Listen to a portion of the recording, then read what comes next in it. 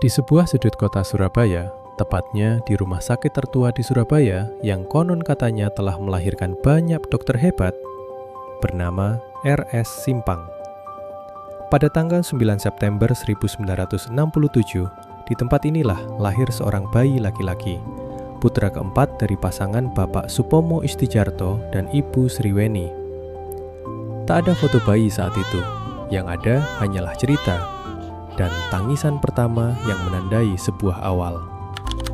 Bayi itu diberi nama Tatit Nurseta, nama yang sederhana namun menyimpan makna yang kuat. Tatit Nurseta berarti kilat yang bercahaya putih.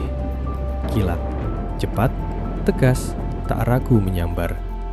Cahaya putih, jernih, bersih, dan memberi terang. Mungkin saat itu belum ada yang menyadari bahwa makna nama ini kelak benar-benar hidup dalam perjalanannya.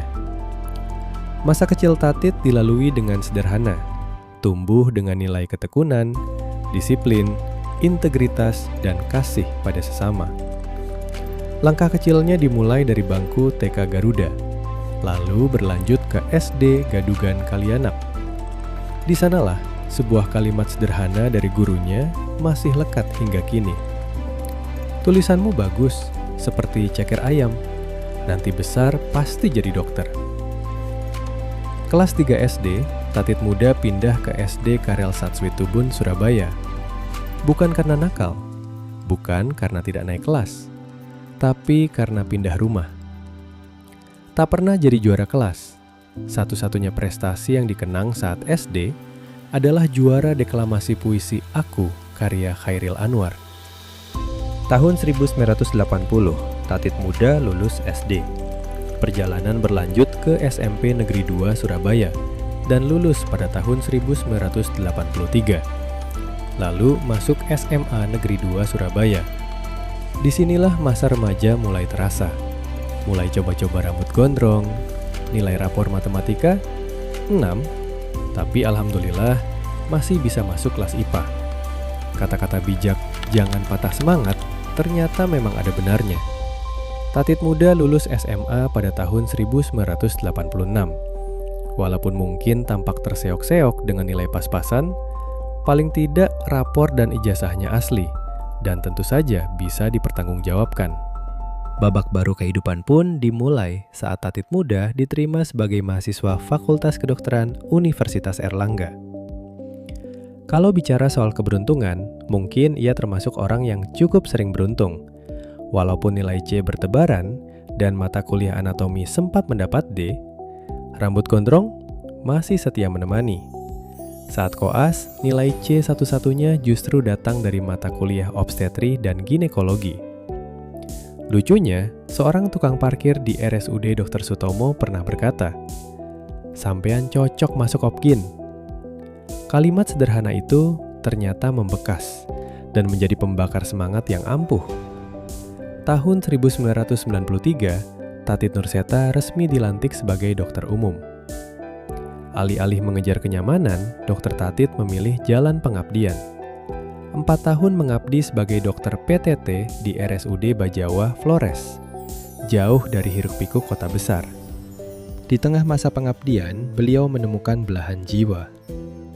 Kapal itu berlabuh pada 27 Februari 1996.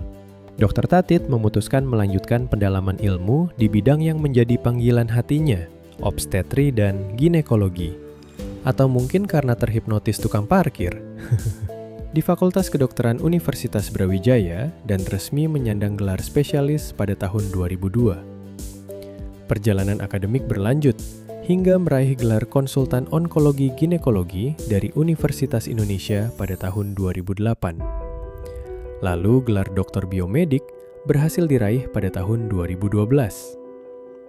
Selain gelar akademik, beliau dipercaya mengemban berbagai amanah struktural. Sebagai Ketua Program Studi PPDS Opgin FK Universitas Brawijaya pada 2017 hingga 2020, Kepala Departemen dan SMF Opgin tahun 2019 hingga 2024, serta memimpin Divisi Onkologi Ginekologi sejak tahun 2008 hingga kini. Kiprahnya pun menjangkau dunia internasional, melalui pendalaman ilmu di Belanda dan Taiwan.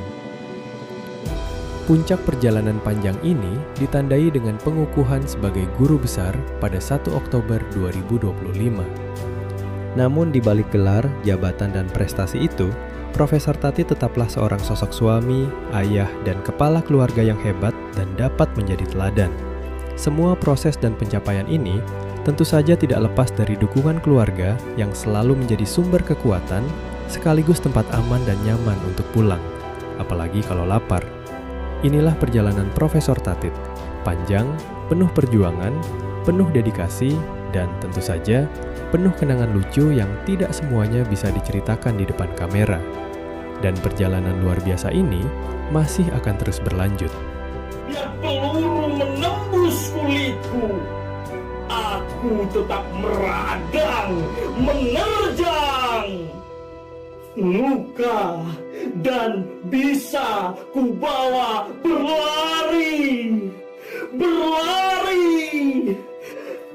hingga hilang pedih perih. Dan aku akan lebih tidak peduli. Aku mau hidup 1000 tahun lagi.